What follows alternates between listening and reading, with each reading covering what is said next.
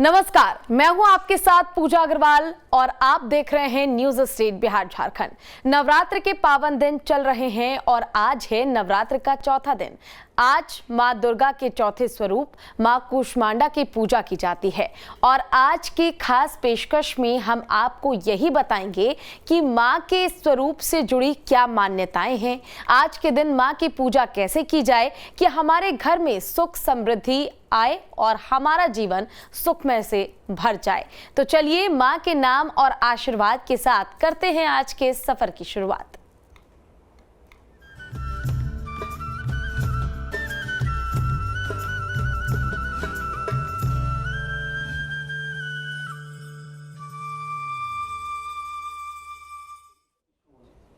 हमारी आज की खास पेशकश में हमारे साथ जुड़ रहे हैं आचार्य विनोद भारद्वाज जी, जो कि हमारे साथ जुड़े हुए हैं, और साथ ही हमारे साथ मौजूद हैं ज्योतिषी मीनाक्षी शर्मा जी। आप दोनों का बहुत बहुत स्वागत है न्यूज स्टेट बिहार झारखंड पर।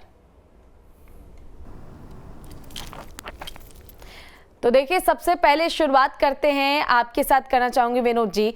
आज चौथा दिन है शारदीय नवरात्र का और आज जिस तरह से लगातार माता की पूजा अर्चना की जाएगी, उन सब चीज़ों के बारे में, मान्यताओं के बारे में आपसे जानेंगे। लेकिन इससे पहले दिखाते हैं छोटा सा पेशकश कि आखिर किस तरह से आज पूरी तैयारी की जाती है, भक्तों के बीच उत्साह है। तो आप भी हमारे शो में जुड़ सकते हैं और ज्योतिष आचार्य से अपने सवाल पूछ सकते हैं। अपना सवाल पूछने के लिए आप हमारे नंबर पर कॉल करें। नंबर है 911207138606। इस नंबर पर कॉल करके आप अपने सवाल पूछ सकते हैं।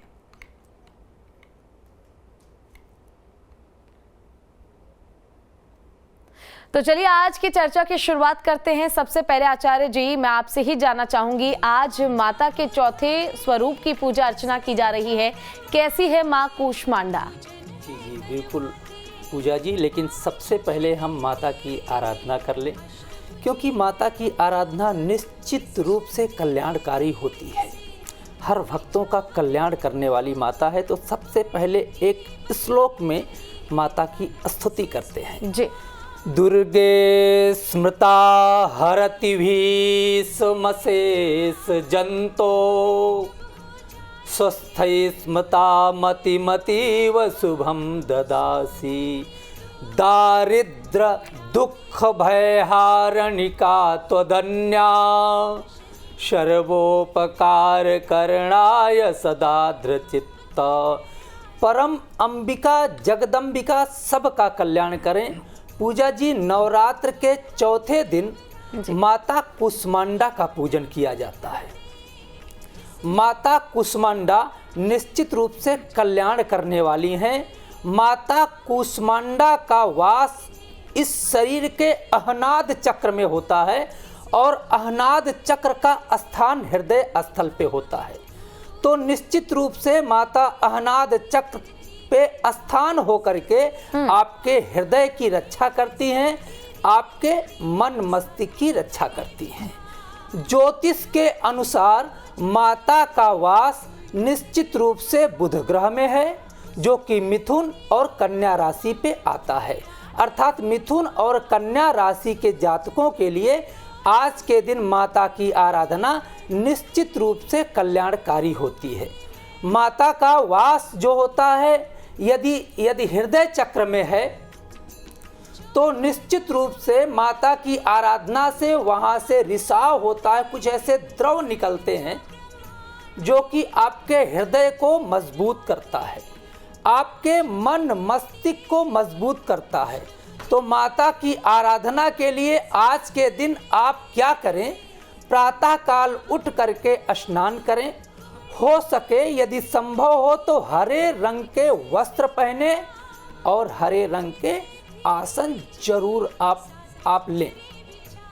साथ ही साथ जैसे कि आप प्रतिदिन माता की आराधना कर रहे हैं, जरूर करें, लेकिन हल्दी, चावल, रोली, फूल, माला अर्पण करने के बाद माता को निश्चित रूप से हरे रंग के फल जरूर लगाएं और माता से वरदान मांगने के लिए, क्योंकि इन माता का प्रकृति में वास है पूजा जी। और प्रकृति में वास है क्योंकि हमारी संस्कृति में जितनी पूजा होती है वो इस प्रकृति की रक्षा के लिए होती है। शास्त्रों में ऐसा आया है कि माता का इस धरती पे प्रादुर्भाव जो हुआ था, जन्म जो हुआ था, एक समय की बात है। स्कंद पुराण में आता है कि सूर्य के प्रकाश से पूरी पृथ्वी जलने लगी, सब कुछ जल के नष्ट हो गया। तो माता की मंद मुस्कान से इस प्रकृति में घनघोर वर्षा होती है, और घनघोर वर्षा के बाद माता कूष्मांड अर्थात कुम्हड़े के रूप में सर्वप्रथम इस प्रकृति में आती हैं। इसीलिए माता को कुम्हड़ा बहुत प्रिय है, और वैसे भी कुम्हड़े में स्वर्ण भस्म होता है। जो भी भक्त माता को कुम्हड़े का भोग लगाता है, या अगर कुम्हड़ा नहीं मिल पाता है तो कुम्हड़े से बने सामान अर्थात जैसे पेठा है, इसका भोग लगाता है तो स्वास्थ्य की रक्षा होती है, साथ ही साथ मन स्थिर रहता है, कार्यों में सिद्धि मिलती है।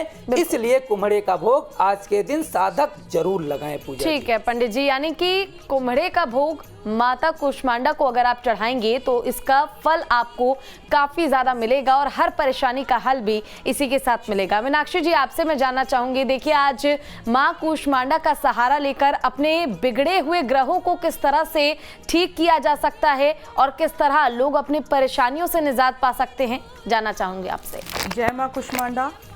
आज है माँ कूष्मांडा का दिन और हम बात करेंगे ज्योतिषीय प्रभाव की।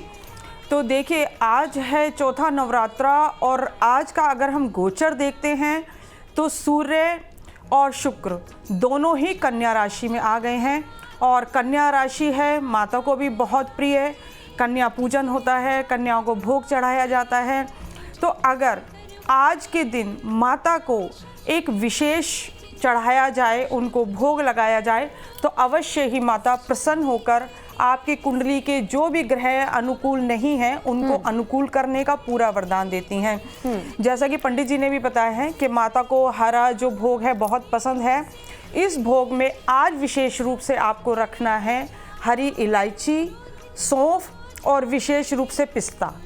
ये तीनों भोग जो हैं वो आप रखिए। और इसमें एक जो ध्यान देने की बात है, जब भी हम माता को भोग चढ़ाएं और अपनी इच्छाएं, अपने ग्रहों को अनुकूल करना चाहते हैं, अपनी कोई इच्छा पूर्ति चाहते हैं, व्यवसाय में आप तरक्की चाहते हैं, तो कभी भी जो आप भोग चढ़ाते हैं वो पात्र में पूरा भरा होना चाहिए।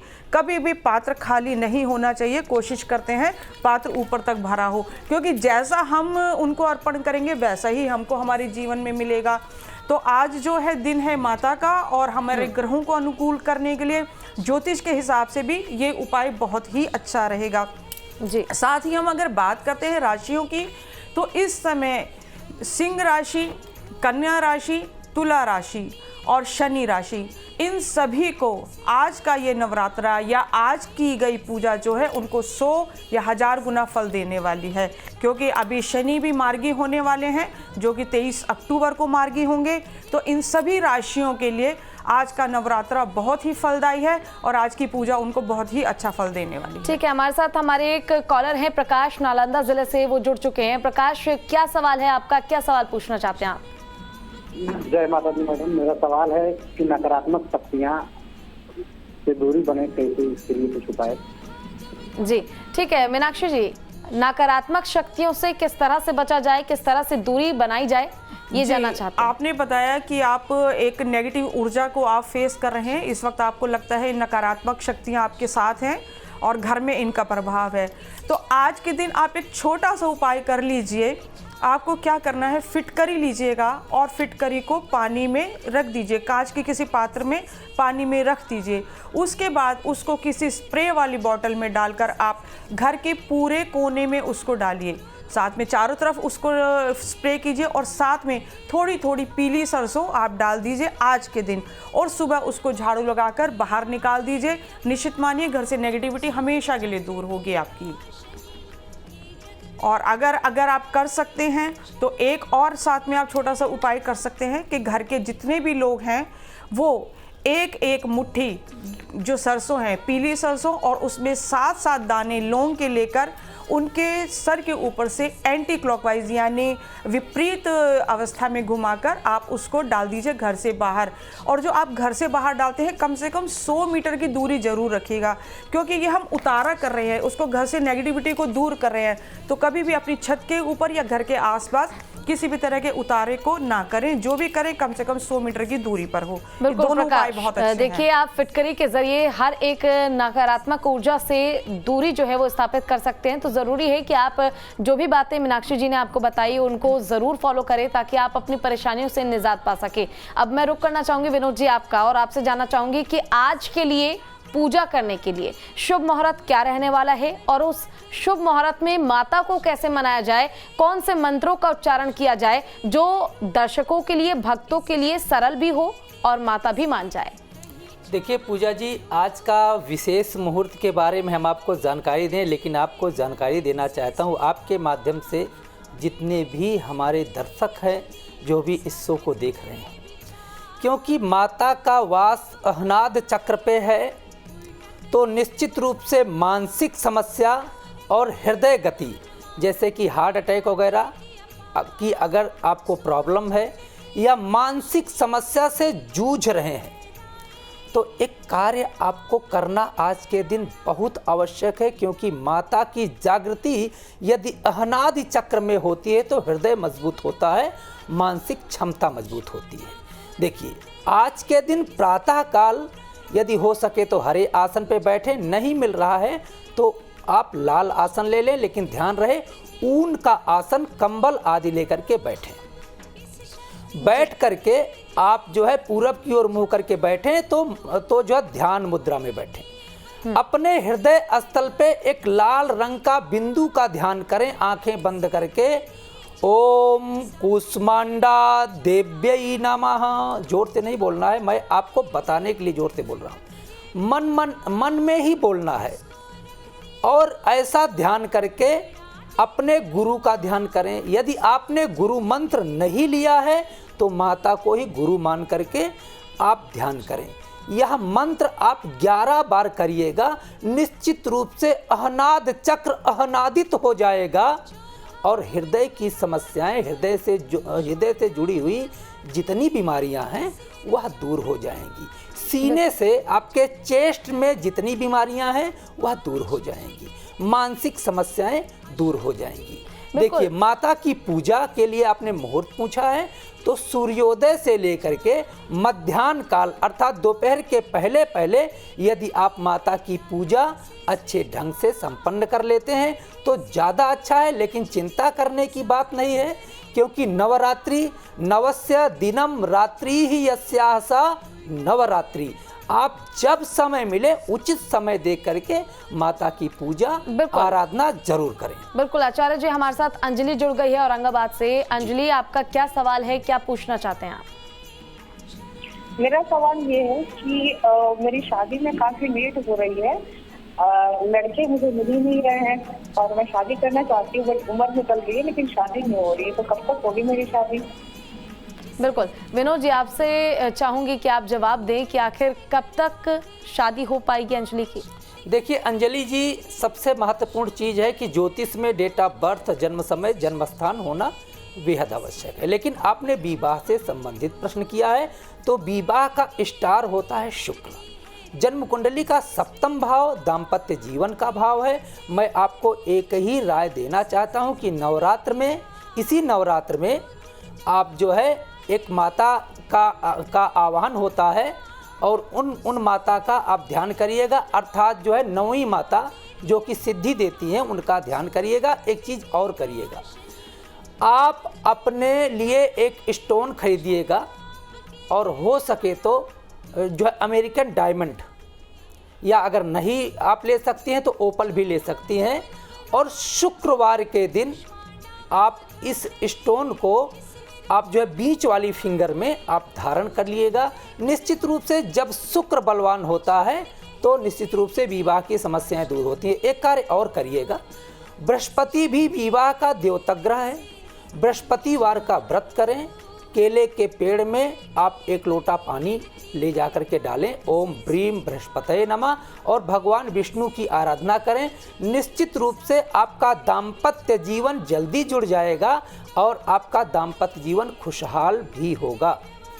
बिल्कुल ठीक है। मीनाक्षी जी, आपसे जानना चाहूँगी, देखिए हम हर दिन अपने जीवन में आगे बढ़ते हैं, एक नई शुरुआत करते हैं। कुछ चीज़ें अच्छी भी होती हैं तो कुछ चीज़ें बुरी भी होती हैं। ऐसे में बुरी चीज़ों का प्रभाव हमारे राशि फल पर या फिर हमारे जीवन पर ना पड़े, इसके लिए ऐसे कौन से उपाय किए जाए कि अपने बिगड़े हुए ग्रहों को भी ठीक किया जा सके, और जो आगे चल के कहा जाता है कि हर 6 महीने में हमारी जो किस्मत है वो बदल जाती है, बदली हुई किस्मत को किस तरह से चमकाया जाए, ये आपसे जानना चाहूँगी।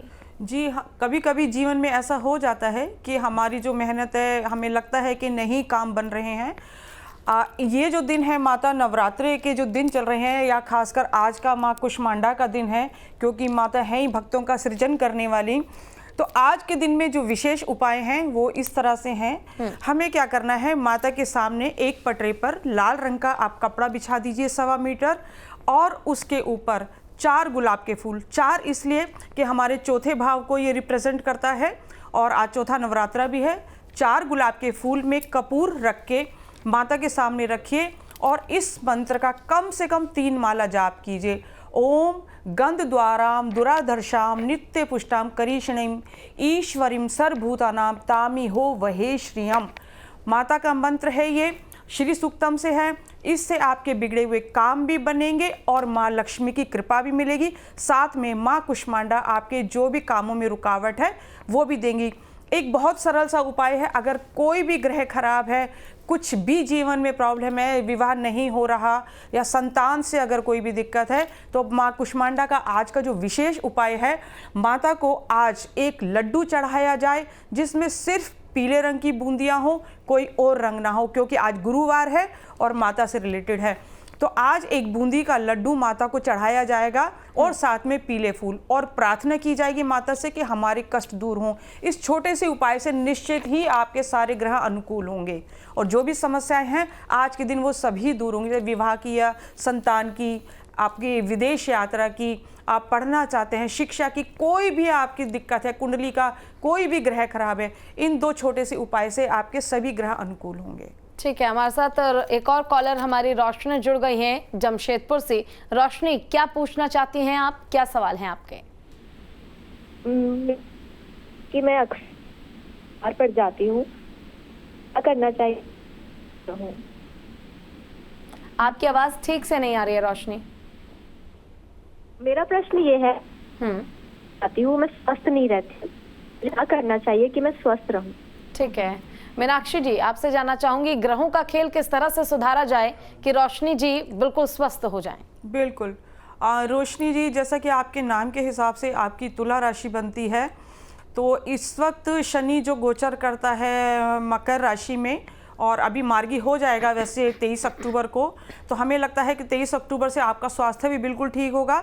लेकिन तब तक के लिए आप एक उपाय ज़रूर कीजिए। एक पानी वाला नारियल लेकर अपने ऊपर से एंटी क्लॉकवाइज यानी विपरीत मुद्रा में उसको घुमाते हुए आप उसको जल प्रवाह कर दीजिए। लेकिन जब आप जल प्रवाह करेंगे तो प्रणाम करने के बाद आपको मुड़ के नहीं देखना। आपको ऐसा भी महसूस हो सकता है कि कोई आपको पीछे से आवाज़ दे रहा है या आपके पीछे कोई खड़ा हुआ है, क्योंकि ये थोड़ा मुझे ऊपरी बाधा का भी लगता है कि ऊपरी बाधा की दिक्कत भी हो सकती है। तो आप ये वाला उपाय कीजिए, आपके स्वास्थ्य में निश्चित उपाय होगा और ग्रहों के हिसाब से 23 अक्टूबर के बाद आपका स्वास्थ्य बिल्कुल ही ठीक रहेगा। चलिए, बहुत बेहतर रोशनी, 23 अक्टूबर तक आप अगर इस उपाय को फॉलो करती हैं, इस उपाय को अपनाती हैं, तो आप बिल्कुल स्वस्थ हो जाएंगी और आप बिल्कुल हेल्दी हो जाएंगी। और अब मैं विनोद जी आपसे जानना चाहूँगी, देखिए क्योंकि अब माता की ये दिन चल रहे हैं, 9 दिनों तक 9 स्वरूपों की पूजा की जाती है। आखिर 9 दिनों तक माता के 9 अलग अलग रूपों की पूजा क्यों की जाती है, इसकी क्या मान्यता है? जी, आपने बहुत उचित प्रश्न किया है और इसका निश्चित रूप से भारतीय संस्कृति में बहुत बड़ा आधार है। पूरा संसार इसको मानता है जी। देखिए, 9 दिन निश्चित रूप से 9 दिन से 10वां दिन, अर्थात जो 9 संख्या से 10वीं संख्या हो ही नहीं सकती है। 9 एक ऐसी संख्या है जिसे किसी भी संख्या से काटा नहीं जा सकता 9 ही आता है। हमारे शरीर में 9 द्वार हैं और ये निश्चित रूप से हमारे शरीर को स्वस्थ रखने में मल त्याग करते रहते हैं, अर्थात इसमें से तमाम मल निकलते रहते हैं। इन्हीं की शुद्धि के लिए माता नवग्रह निश्चित रूप से अष्ट चक्रों की शुद्धि के लिए इस 9 दिन की पूजा का प्राविधान है, अर्थात जो ये पूर्ण अंक है, पूर्ण अंक पे माता विराजमान होकर के आपको पूर्णता देती हैं। आपके जीवन में आने वाली जितनी बाधाएं हैं इन्हीं 9 की संख्या में है। पूरा ब्रह्मांड इसी 9 संख्या से एक तंतु में बंधा हुआ है।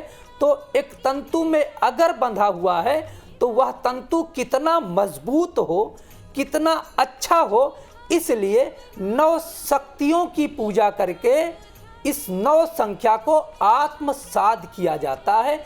इसलिए माता की आराधना 9 संख्या के रूप में की जाती है। ठीक है, लेकिन एक चीज और है, मैं थोड़ा सा जानकारी देना चाहता हूँ कि माता कुष्मांडा के बारे में। देखिए, माता कुष्मांडा का सीधा संबंध बुध से है। आज के दिन यदि आप व्यापारी हैं, किसी व्यापार से आपका सीधा संबंध है, व्यापार नहीं चल रहा है, व्यापार में बहुत सारी दिक्कतें आ रही हैं, तो आज आप एक साधना करें, क्योंकि माता भगवती कुष्मांडा की साधना निश्चित रूप से व्यापार में उन्नति देती है और हर कार्यों में आपको निश्चित रूप से उन्नति देती चली जाती है। आज के दिन क्या करना है, एक छोटा सा कार्य है, आप जरूर करिएगा। आज के दिन माता की आराधना के बाद हो सके तो इस प्रकृति को पुष्ट करने के लिए, क्योंकि माता कुष्मांडा सबसे पहले प्रकृति में कुम्हड़े के रूप में आई और उसी कुम्हड़े से पूरी प्रकृति को हरा भरा कर दिया। इसलिए आज के दिन यदि कोई वृक्ष, कोई पेड़ पूजा के बाद आप लगाते हैं और उसकी देख रेख करते हैं तो निश्चित रूप से आपका व्यापार तो ठीक होगा ही होगा, आपके घर के हर व्यक्तियों के जीवन में खुशियां आएंगी, हर प्रकार से आरोग्यता का महावरदान प्राप्त होगा। पूजा जी, ठीक है। मीनाक्षी जी, आपसे जानना चाहूंगी, देखिए आज का समय जो है, आज की जो दिनचर्या है वो काफ़ी ज़्यादा प्रैक्टिकल हो गई है। लोग सोचते हैं कि व्रत रखने से कुछ नहीं होगा, पूजा करने से कुछ नहीं होगा, अगर आपके मन में, आपके दिल में भगवान है, बस इतना ही बहुत है। लेकिन क्या वाकई भगवान की पूजा करने से, कुछ देर उनकी वंदना कर लेने से मन को शांति मिलती है और इसका प्रभाव अपने जीवन में और ग्रहों पर भी पड़ता है? जी बिल्कुल। देखिए, पूजा तो करते ही हैं, सब करनी ही चाहिए, लेकिन कई बार परिस्थिति ऐसे होती हैं, जो लोग काम पे बहुत ज़्यादा बिजी रहते हैं या नहीं कर सकते इतनी पूजा अर्चना। तो मेरा ये मानना है कि माता रानी कभी भी अपने भक्तों को अभिशाप देने के लिए तो नहीं सोचती हैं। बिल्कुल। अगर उनकी पूजा में कोई त्रुटि रह भी जाती है तो ऐसा नहीं होता कि माता रानी आपसे बहुत गुस्सा हो जाएंगी। मेरा ये मानना है कि अगर आप कुछ भी ना कर पाएँ तो इन दिनों में अगर आप किसी भी तरह का दान करते हैं, किसी को भी अगर आप भोजन कराते हैं, आप पक्षियों को सतनाजा डालते हैं, आप जो स्टे डॉग्स हैं जो बाहर हैं उनको अगर आप खाना खिलाते हैं तो उससे भी आपको पूजा का फल मिलता है। क्योंकि सतनाजा डालने का क्या विधान है, उसमें 7 अनाज हैं जो हमारे सभी ग्रहों को रिप्रेजेंट करते हैं। तो अगर हम कुछ ना कर पाए, टाइम नहीं है, हम नहीं मैनेज कर पा रहे, तो अगर हम ये छोटे छोटे टोटके, छोटे छोटे उपाय करते हैं, किसी को भोजन कराते हैं, तो उससे भी हमें फल मिलता है। देखिए, एक बात है, आप कुछ भी करेंगे, कभी भी आपके मन से वो नहीं निकलेगा, एक शब्द है ओम। लेकिन भगवान ने ऐसा बनाया है कि जब भी पेट भर के कोई भोजन करता है तो अंत में उसके मुंह से ओम जरूर निकलता है।